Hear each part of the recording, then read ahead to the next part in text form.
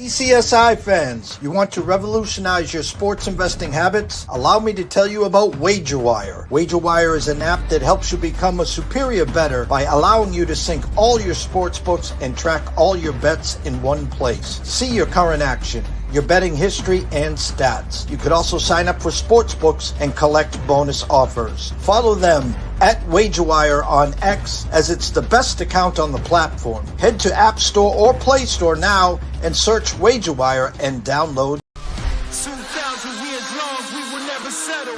Hard days, no way, with a heavy metal. No time, no fail, won't stop here. Like a torch to a flame when it burns hot. Won't stop, come on, baby, higher.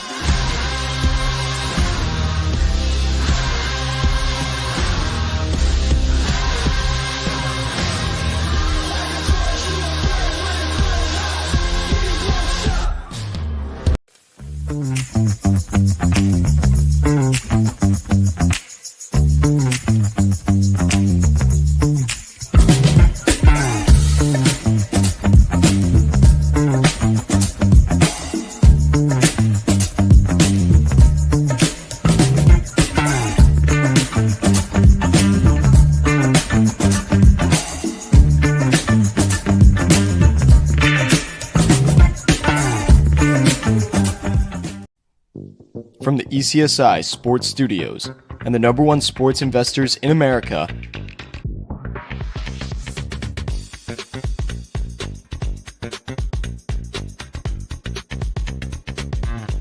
we bring you the closing bell. As the market closes, legends Jeff Dawson and Riley Magnuson bring you all the sports investing tips for tonight's matchups. If you want to learn more from the two legends at the desk, make sure you stay tuned to the closing bell. Good afternoon, sports fans from all around the globe. I am the host, the co-host, Jeff Dawson, East Coast Sports Investors, and it's that time for the closing bell for Wednesday, April 16th. Already halfway through April, guys. It's just amazing. Halfway through April. Next thing you know, we're going to be talking first Saturday in May in Kentucky Derby. Hopefully, Sean Alvarez, Mr. Smooth, has us on the right path and have a couple horses for us for that Kentucky Derby. Got a great show here. We're going to do a re-entry Wednesday, as I like to say, but I'm going to do a condensed version of it because as you saw on Tea Time Wagers, we had about a 50-minute show, and I swear 35 minutes was about the Masters. Such an amazing weekend there. But we're going to do a little WagerWire marketplace. I got a ticket here that I want to show to the world. That is available, by the way. Go to wagerwire.com. Go to the marketplace. You're going to see the ticket that we're talking about. It's a head scratcher.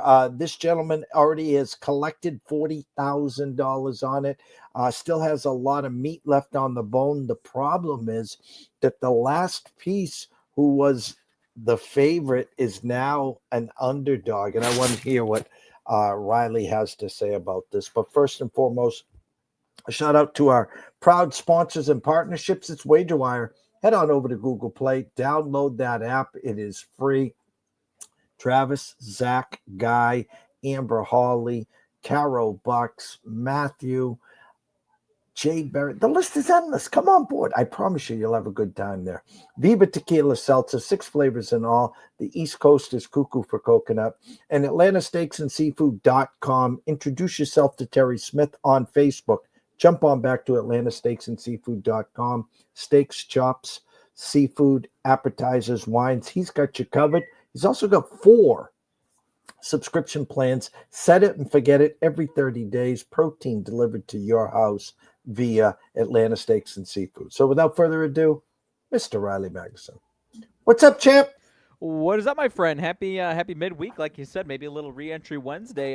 It is a good day for some sports action. We got our NBA and NHL playoffs heating up, so we're getting hot and heavy. And obviously, my neck of the woods got some stuff going on today. Maybe Friday and the rest of the week as well. But obviously, we'll see tonight. But No, plenty of action. No UFC this week after the pay-per-view from this past week, and obviously moving right along into another golf tournament, my friend. But obviously curious what we got on the docket today. Well, I got a ticket that I want to show you, and it is one for the ages because the gentleman bet $100. Okay. He already cashed 40,000, so he's sitting in the catbird seat. But Cade Cunningham now is not the favorite. He's going up against a gentleman who's minus 650. The polls have closed. The voting is closed. And so I'm going to bring up the two tickets. Well, the ticket, I'm going to just show everyone here the ticket. Go to wagerwire.com marketplace. You can follow along with us here. Shout out to Elijah Cox for getting this set up for me. So here's the original ticket. For Travis Hunter, the Heisman Trophy, he got it plus 1,700. Jaden Daniels plus 500, NFL Offensive Rookie of the Year. He had Cade Cunningham as most improved at plus 2,900. So the original $100 was $324,032. He sold 50% of this ticket and has already received $40,000. Here's the updated ticket. Cade is now plus 350. The ticket is worth $36,004. So I'm going to read the backstory. Original ticket worth $324,000. The original odds was 3,239 to 1. The current odds are now plus 350. $50 to win $162,000 is what is left. The value right now is at $36,000. The difference, again, at one point, Cade was minus 200. Now, Dyson Daniels is the favorite at minus 625. You're the basketball guy. Give us a backstory on Dyson Daniels. And is he that much of the favorite and worthy initially on this ticket? I know this one is so interesting because most improved is so subjective and marginal because it's like, because in Dyson Daniels' case, you've got a guy who this is his third season, big jump from not really being, and now he's on Atlanta, new team this year. But I'm just looking at his stats. Goes from 3.8 points per game rookie season, 5.8 last year with New Orleans to 14 points a game for Atlanta this year. And so then it becomes, how do you quantify, someone who takes the jump like Cade Cunningham from still being really, really good. I'm trying to pull up what his numbers would have been last year. 62 games, 22 points per game, 22.7 to 26.1 per game. So not, a marginally smaller jump in points, just looking at points, obviously, but points per game also jumped to nine assists per game in Cade Cunningham's case. What I, as someone who was a believer in the Pistons and I'm a big Cade Cunningham guy, would suggest is that this guy turned the Pistons from being, one of the bottom three teams over the last handful of years to being a top six team in the East. So that would be personally where I would give the nod to Cade Cunningham. But when you go from, barely, being a factor in the NBA at all to now you're a legitimate role player, unfortunately for him, Atlanta might be what should be a knock on his case, but I guess maybe in most improved, not as much. Should be a case is that the Hawks were, they might not even be in the playoffs after Friday night potentially here. So it is tricky. Dyson Daniels definitely has the case. I personally would have suggested that other people should be in there, but to go from, he was a top 10 pick, he was a lottery pick, but to go from that to being a legitimate starter, he averages almost 6 rebounds a game. So he is a factor for sure here and deserves some of that love. It really just becomes the case of how do you measure most improved when it's improving into a 14 point per game good player that looks like he could be improved past that, or compared to a guy who goes from maybe an all-star if he's healthy enough and to now he's probably a bona fide all-star if he's putting these numbers up in Cade Cunningham. So it is tough, and the fact that those odds chains have moved like that is definitely concerning, and would lead you to believe that maybe Dyson Daniels is the answer here. Which is crazy to me because, I mean, he could elevate into a 22-point per game scorer next year and win the award 2 years in a row, for God's sakes, whereas Cade Cunningham would have to score 35 points a game, but he's probably getting MVP at that point, but that's a whole different conversation. So, long story short, Dyson Daniels, with the way the odds have moved there and the way they're kind of evaluating that, it seems to be the answer as far as that award right now. Well, getting back to our Pistons, we've been talking about them for years now. The shocking thing is the Knicks are minus 400 against the Pistons. Yeah. And as you saw, Atlanta and Trade says, give me my ball. What a punk that kid can be sometimes. To the playoffs don't matter. As you said, the voting is closed, guys. So it doesn't matter if Cade goes out and gets a triple-double for the next week, upsets the Knicks and moves on to the second round, it's over. So the beauty of this gentleman here is the fact that they got $40,000 in pocket for a $100 wager. Now, what do you do with the other 50%? I mean, you could sell shares here. You could sell shares of this. Anyone that believes that, hey, upsets do happen, especially in voting. Yeah. That's number one.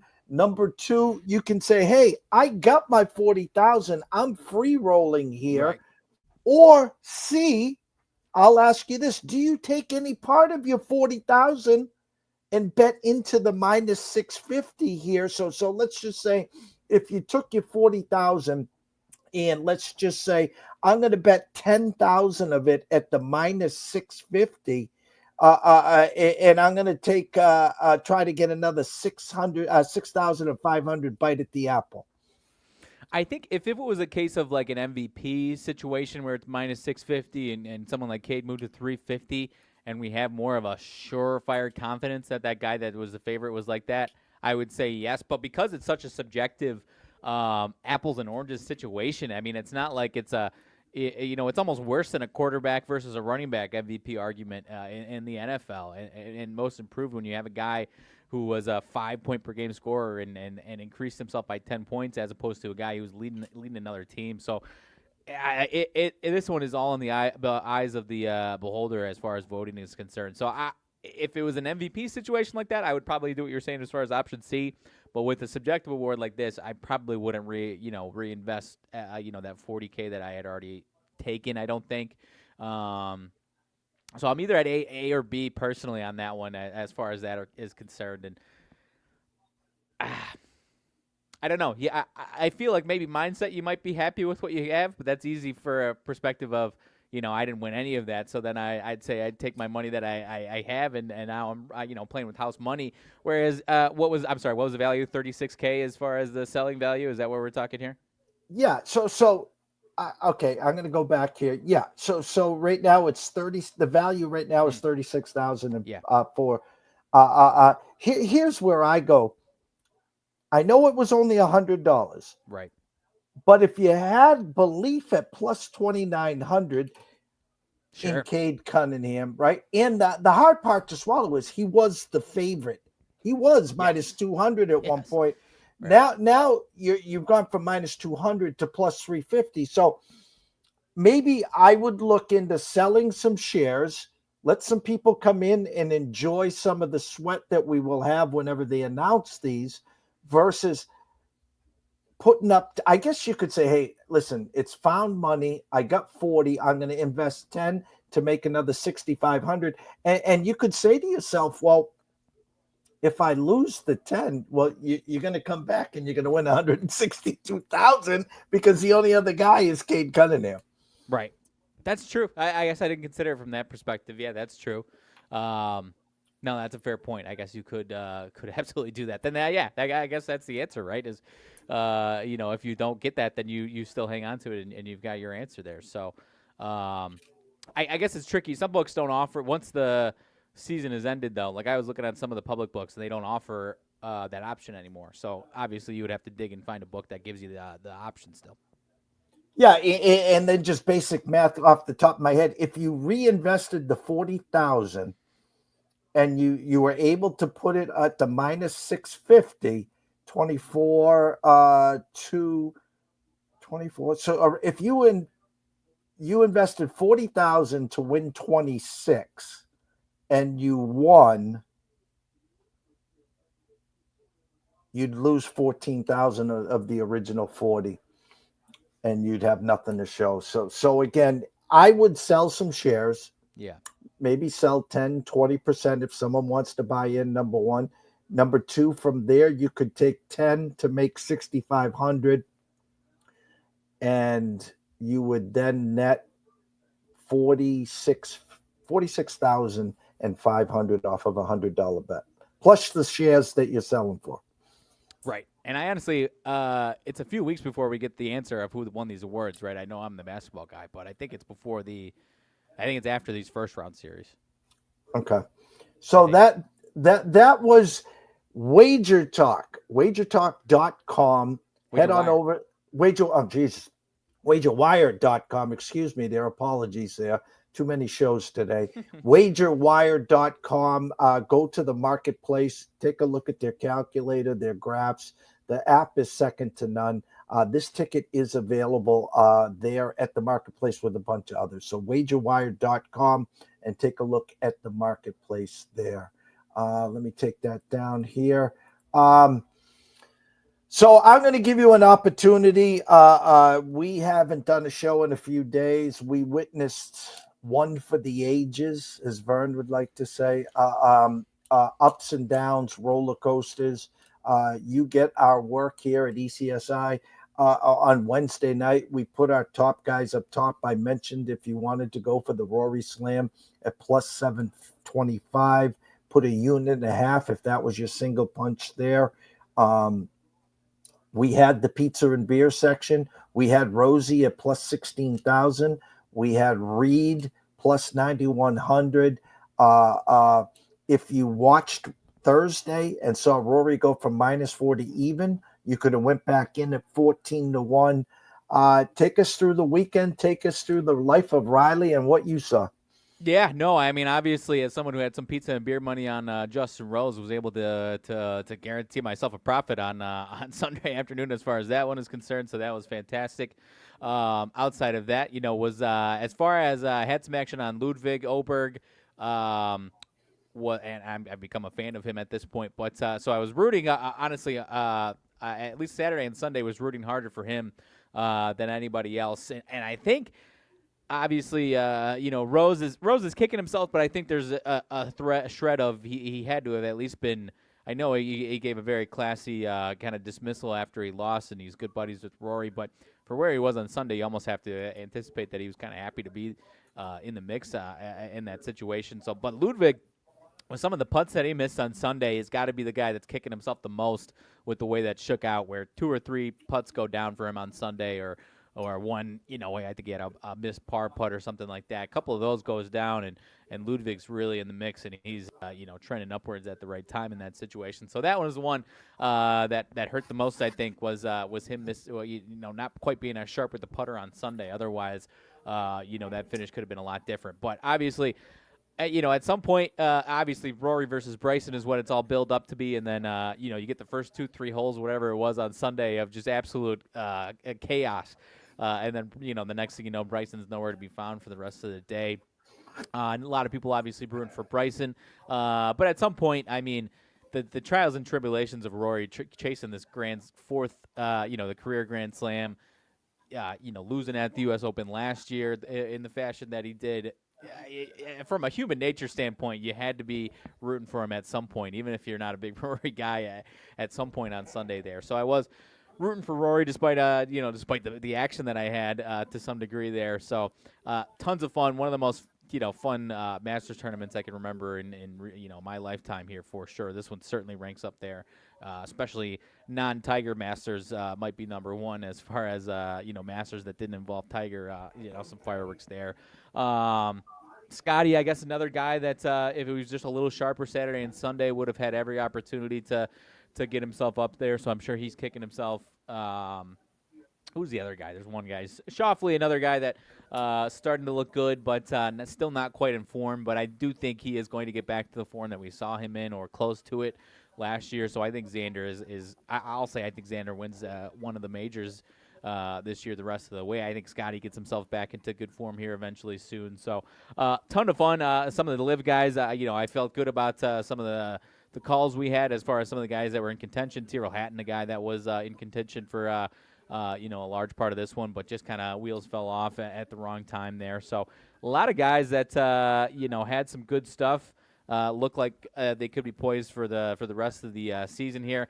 One guy that I feel for, I think it was Saturday. He also wasn't that fantastic, or maybe it was Saturday that he had the unfortunate stuff. Hideki Matsuyama played a really, really good tournament, but he had the one shot. I can't remember if it was Friday or Saturday, or maybe I don't think it was Thursday, but hits the flagpole on the back nine, and it goes into the water. And then on the next one, I think he misses a par 4 or 5 foot par putt, and you take those away. And I mean, again, he finished -2, so it's not like he probably wouldn't have been knocking on the door at the top of the leaderboard. But that's a guy that played really well and just did not catch the breaks this weekend. So again, I don't know what his ceiling would have been if he got all the breaks and whatnot, but a guy that played really well, and the score didn't quite reflect it as much as well as he probably played there.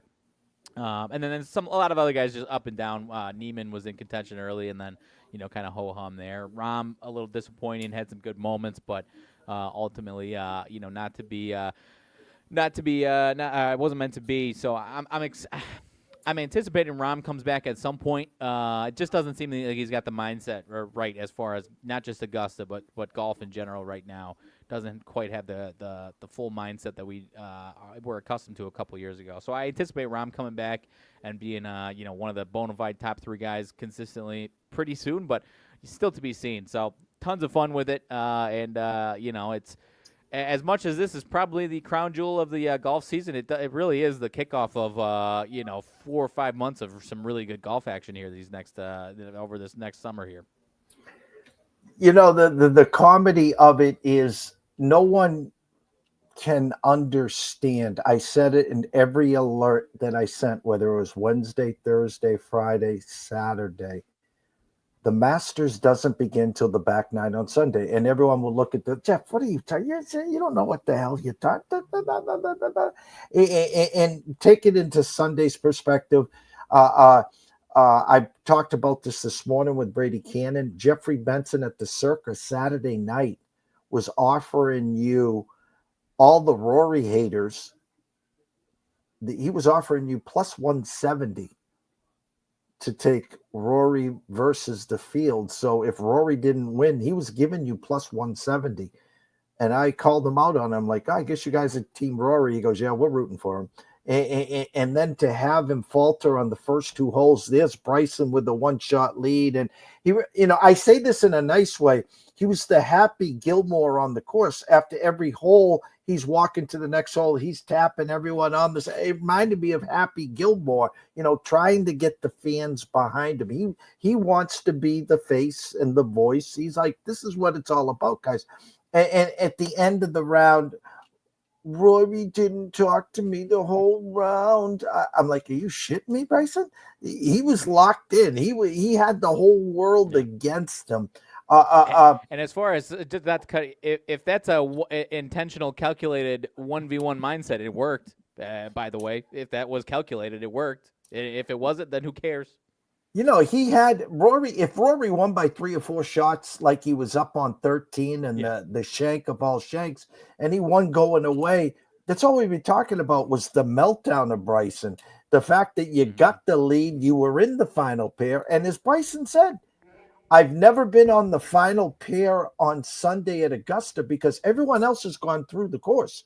And the greens have now really firmed up, and they are even more faster. And Bryson's not falter, but the short game around the green and the control of some of his irons flying the green. He got a couple nice kicks and yada, yada, yada.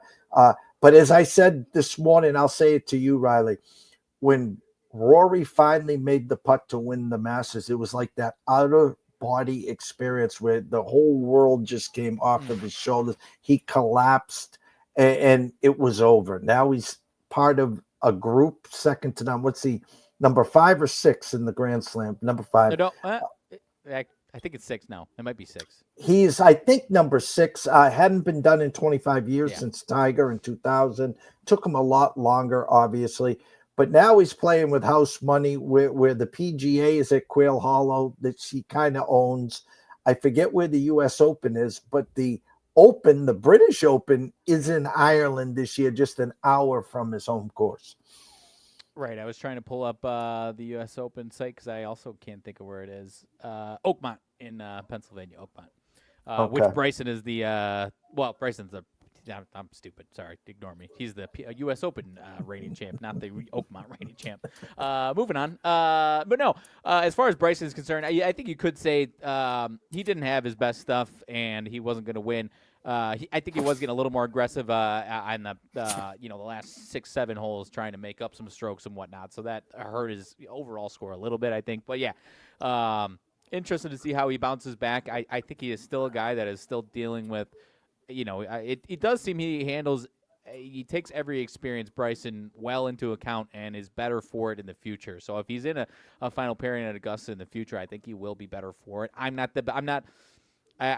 used to be a very anti-Bryson guy. I'm not an anti-Bryson guy. I'm not a big fan of his necessarily, but I'm I enjoy when he's in the mix and playing well. So I think he is going to be better for it, this experience, but to be seen. I think he's going to have a great career at Augusta. I do think he will get a green jacket eventually, as long as he's healthy and in shape the next decade or so here. Quickly, we'll go over to the UFC. Paddy Powell, we had him by submission, had an opportunity to do it. He's like, nah, you know what? I'm just going to beat on his head a few more seconds until they stop the fight there. Volkanovski doing Volk stuff. Thoughts on the UFC card? Yeah, I didn't watch much else of this card other than those two main events or the two main stuff. I actually was watching the Masters on delay on Saturday, so I was watching some nighttime Saturday golf on that one and missed a good majority of the first part of this. But yeah, Paddy Pimblett is just looking better and better, and he's going to get a massive opportunity next. Really interested to see what we get from Michael Chandler next. He is now 2-5 in his UFC career, which obviously is not good. And the first one was a resounding knockout quickly in his first one. So 1-5 his last 6. And again, I said it before this one. It is an absolute murderer's row of dudes that he fought. Tony Ferguson being the easiest option, at least at that point in Tony's career, that he wins. So you got to give him some credit where he is taking the highest level of fight that he could possibly give in at every single turn of his UFC career here. But he is, 38, about to be 39 years old. So I am very curious. He's obviously got high hopes, Michael Chandler, but I am curious if he's going to take a step back and maybe fight the middle of this division so that he can string some wins together or something like that. I don't know, because I do enjoy watching him fight, but he's been absolutely overmatched by the other dudes in this, the top 10 of this division, whatever it is. And yeah, Volk doing Volk things, like you said, just looked really, really solid. I was a believer in Diego Lopez this week, and I do think Diego Lopez will be back, and we'll have another shot, whether it's against Volk or not in the future, I don't know. But I do like Diego Lopez. He's 30, Volk's 36, so I do think Lopez has got at least another opportunity of competing, at least one more opportunity, if not a few opportunities to compete for the title in this division here. But at the end of the day, Volk's still got some stuff left in the tank, obviously, and I think he's obviously he's not going away here anytime soon, I don't think. But yeah, you never know. After a fight or two, you could start to see some decline. So was impressed by the couple of performances in those top ones, and curious what's next for Volk, what's next for Paddy, and obviously two different kind of capacities for the most part there. NBA started last night. Warriors win, don't cover. Favorites now against Houston. Orlando just puts a beat down on Atlanta. Orlando opens up the Celtics minus 8,000. I said 8,000, and overnight at one of the shops, I think it was at the Superbook, he adjusted it to minus 6,000. So again, if you like the Magic, you can get them at like plus 3,000, 2,800. to beat the Celtics. Locally, I'm not sure what's going on with Jaylen Brown. I don't think they'll rest him, but again, I don't know anything there. 2 games tonight. But what'd you see last night? And initial thoughts of Golden State and Houston? Yeah, last night, I think you have a team, again, I think the Celtics are rightfully favored by a ton over the Magic. The Magic are, better than the other few teams that were in the East playing situation here with them getting healthy. They get Franz Wagner back at the end of the season. It was about as roller coaster as you can get from the Magic. So in that case, I think you had a young team that has shown a lot of heart these last couple of years. That seemed like they just wanted it a heck of a lot more than Atlanta did. And I think you saw that for a lot of that game. So I think you'll get the Celtics will get the Magic will give them everything they've got. It's probably going to be a 4-game series, if not maybe Magic get 1. Maybe they make a couple of little interesting games. But at the end of the day, it's a scrappy young team that has got a future here for sure with Banchero and Franz Wagner. But those guys are obviously going to have to be lights out to win a couple games here against the Celtics. Warriors, I was surprised that I was on the Warriors as far as leaning towards them to win this game. No surprise they were 7-point favorites, but almost let the wheels fall off there against the Grizzlies. Obviously, Grizzlies, I'm curious to see what we got on Friday with them against the winner of tonight's game. But the Grizzlies obviously haven't, they were in a little bit of turmoil, but did show some heart and it, looked good at the end of that game, obviously, to cut into the deficit. Warriors-Rockets was your other question. That is going to be obviously a very interesting one. It's just not a ton of respect towards the Rockets, as you and I talked about, as far as their future odds are concerned. So I think that is going to be a phenomenal series. I think I honestly do feel like the Warriors, I don't know if peaked a little early is the right word with this new team that they have, but they haven't been playing as solid these last couple of weeks. So I don't know. I would put them at a pick 'em as far as this series is concerned, just personally there. With the Rockets having a little bit of home court advantage in the series there. So I've got my own biases. I'm a massive Fred VanVleet fan, being in the watching him play since high school in my home area there. So I do have some belief there and some love as far as that is concerned. But this one wouldn't shock me if you got a situation where the home team just wins all of their games or their first 6 games, and then it comes down to Game 7, and then you get Curry going nuts in Game 7 or something like that. So I do think this is probably the series that I might be the most excited for in this first round, just as far as close series is concerned. So it's going to be interesting, and I am real excited for that series there. Tonight's games. My Bulls obviously hosting the Heat. The line has kind of been rising. I saw -1 earlier today, -1.5. Saw 2 an hour or so ago. Now I'm seeing on a certain book 2.5 for the Bulls there. This is an interesting one. These two teams are Heat have been playing better defense. They had a rough stretch, obviously, in I think it was March, where they're losing their heads off, obviously. But they have gotten their defense back in order a little bit, and have been holding some teams down. As far as the Bulls obviously, if you've been paying attention to the NBA, have been one of the better young teams. And I'm hoping, and I'm trying to stay unbiased in this situation, but what would lean me towards the Bulls is kind of like that Magic and Hawks situation last night, where I think you just should have a team in the Bulls that is younger, outside of maybe Vooch, hasn't really been in these situations and just might want it more. Whereas the Heat, Tyler Hero's been an absolute monster these last couple of weeks and has been close to 10 straight 20-point games or some plus-point games or something like that. I think if you're the Bulls, not necessarily slowing down Tyler Hero, I think you just have to avoid, like if Andrew Wiggins goes off for 30-plus or Duncan Robinson comes off the bench and is 4 for 6 from 3, it's going to be a tough night for the Bulls. So if you can make someone else beat you and force someone else to beat you and having the mindset that they, outside of Tyler Hero, they won't. I do think the Bulls have that edge that the spread will be talking about here. But like I said, if you get some other guys, some of these role players playing really well and putting the ball in the hole, making threes, then it's going to be tough there. But love some Buzelis action tonight for the Bulls. I think he's going to step up tonight. But at the end of the day, Vooch versus Adebayo is a big matchup to watch, obviously, there, as far as two guys that are going to be going head-to-head the whole game there. So I think it'll be a defensive, maybe not a black and blue defensive game, but as far as I am leaning towards the total under. I'll say, as you like to say, it looks like it's first 1 to 110 is what the team totals are suggesting there. I think the Bulls were 110.5. Heat were 109.5. So I'll go Bulls get to 112, and I'll go Heat 105. That's my prediction tonight. The first, I did see the one last night and this morning. So my first initial thought was a Miami number as it goes to 2 straight across. Well, so can I actually some of that rise I should have mentioned could be Josh Giddey was very questionable and it was uncertain that he would play, which has been a big part these last few weeks, and he is in. So that may have assisted to that number there. Okay, and then in the second game, Dallas at Sacramento. Here's the big key in this one. Sacramento opened up overnight 5 with the 223, still 5 -5 cents at Circa. Next move to 4.5. It is 4.5 on DraftKings, 5 everywhere else, but the total 223 overnight to 213.5. So a correction there, and definitely an under. It looks like there.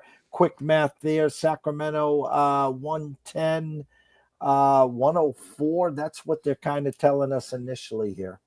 Yeah, I was going to see the up-to-date team total. Yeah, 104.5 for the Mavericks, 108.5 on this one here for the Kings.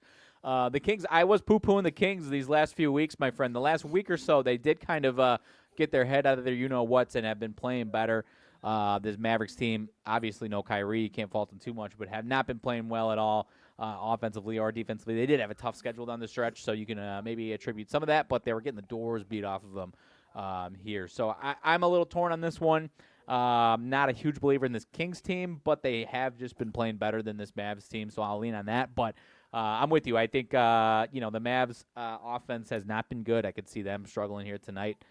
Without Kyrie, you're really relying on, some role players or Klay Thompson to have a big night or something like that, which I don't really think. I honestly don't think it's too much in the cards there.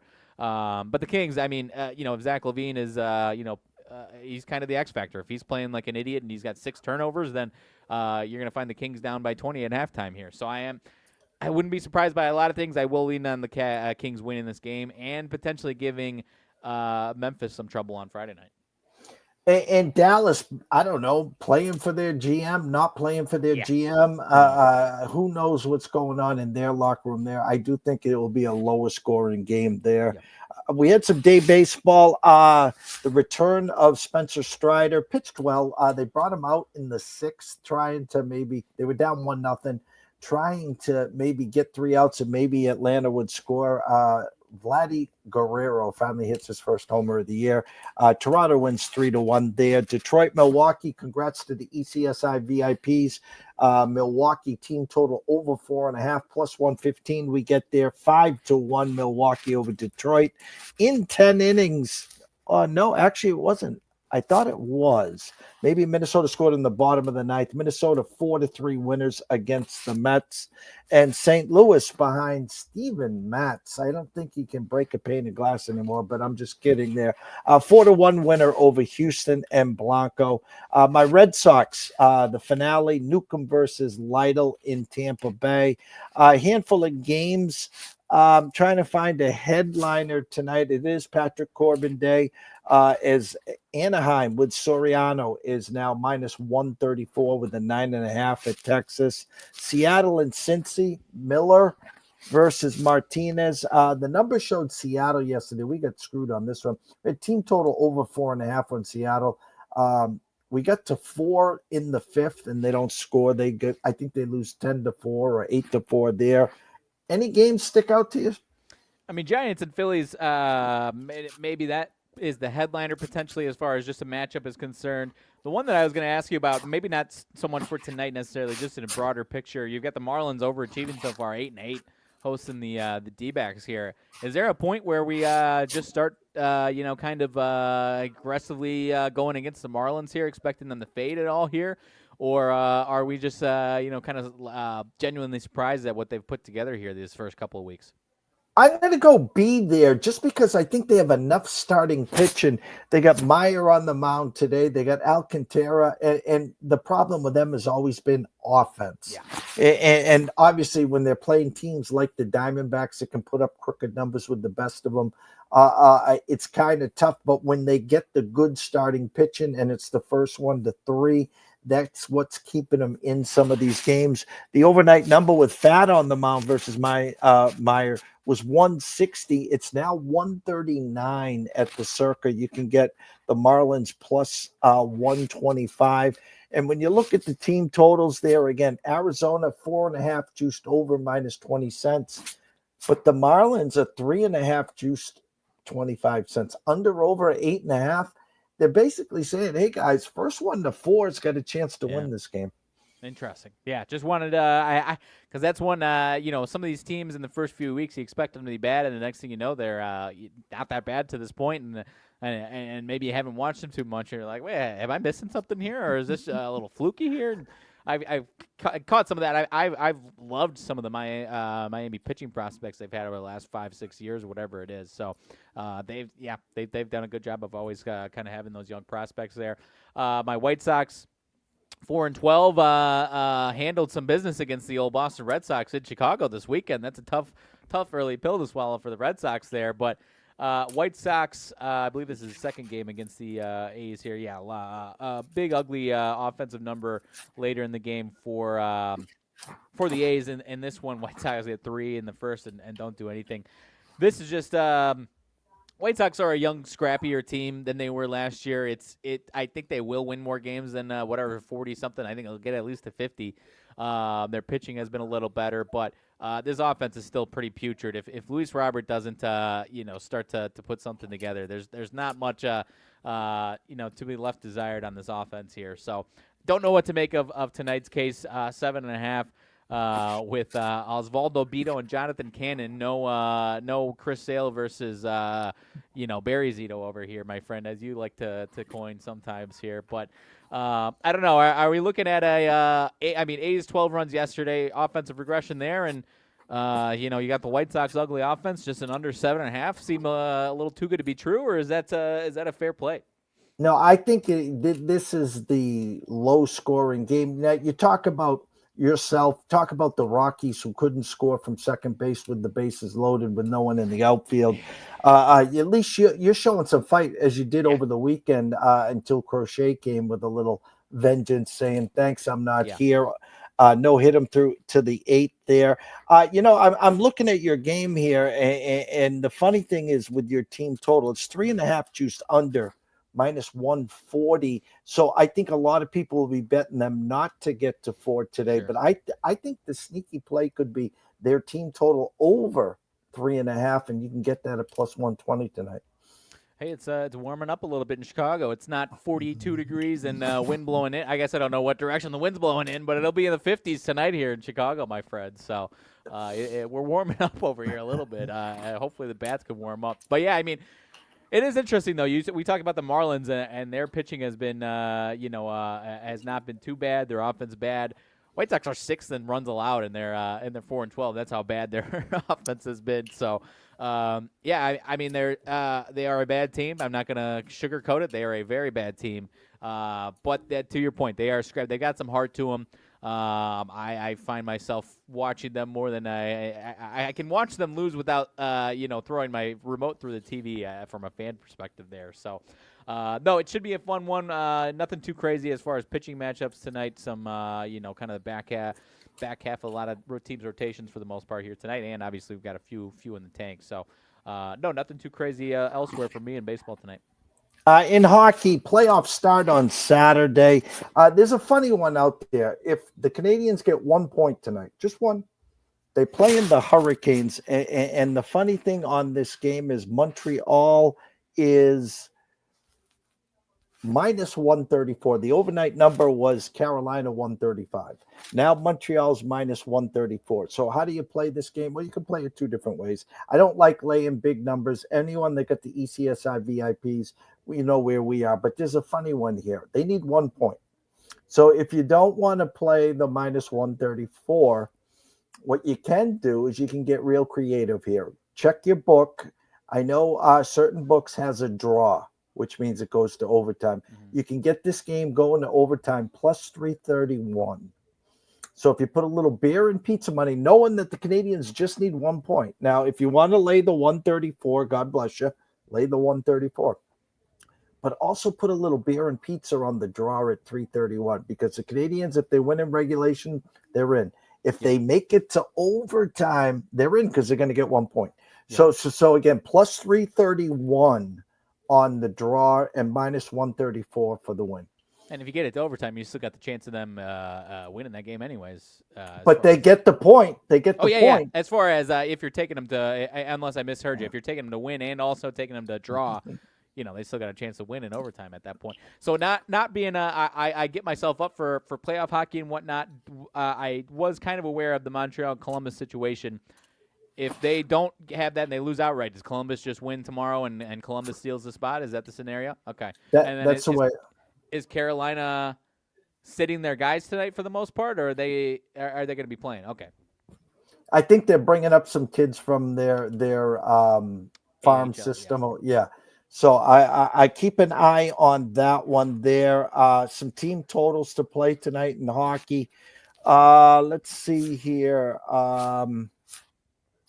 The Jets over 3.5 against the Ducks is minus 25 cents. If you like Dallas tonight at Nashville, over 3.5 is plus 100. And if you like the late night, you're looking to scratch an itch, Edmonton over 3.5 is minus 130. I'll give you a pizza and beer money over there. Edmonton, first period, minus a hook. Ties you lose. So they got to be winning by at least one goal. You can get it at plus 150 at the Circa right now. So maybe it's 1-1 at the end of one. The over in the first period, over 1.5 is minus 45 cents. Here, if you wanted to get tricky and like Edmonton today, minus a half goal in the first period is plus 150. The over 1.5 in the first period, minus 145. Good stuff. If moving on to closing thoughts, my friend. Yes, sir. Yes, sir. All right. Nothing too crazy. Just obviously, I said it the other day. Maybe this was this past Friday, but just looking ahead to the grueling next couple of months of NBA and NHL playoffs. It'll be just about every night action starting on probably I think Saturday this upcoming week here with both of them. So locked and loaded for that. As if you've been listening to us, you know I've got 10 days now until I am no longer a bachelor anymore. So. I believe I will be good to go Friday, my friend. Telling you and the listeners for our Friday show. Next week, certainly not available next Friday. I can tell you that for sure. Monday and Wednesday, you can say a maybe. I know I've got something one of the days, but I'll make one appearance next week at least. I'll say that for sure. How about that? Well, I wheels up tomorrow morning. I head to Albuquerque.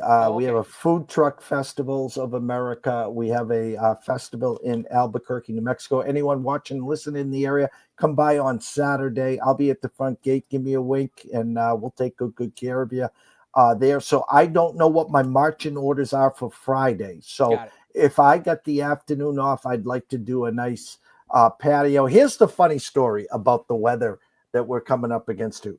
Anthony Pepe is already, if he's not there, he's landing soon in Albuquerque. It's 85 today. Tomorrow when in we Albuquerque, land, 85? Yes. Okay. But play along with this story. I land tomorrow afternoon. And tomorrow, I'm not complaining now. I'm not complaining. Tomorrow will be 80. Okay. So I'm happy. Now the fun begins. On Friday, which is setup day, it will be 67. So we go 85, 80, 67. The current projected weather for Saturday is 50 degrees. Ugh. So it's a 35-degree difference. So Anthony gets off the plane to 85. He's got the sunglasses, the shorts on. He's like, man, we're going to have such fun on Saturday. A 35-degree difference, 50 degrees. Those people in New Mexico will probably be wearing stocking caps, winter coats. Like, what I was going to say, that's probably, I'm about to go on a nice walk probably after this show in 52-degree weather, and I might go T-shirt and shorts myself over here in Northern Illinois, my friend.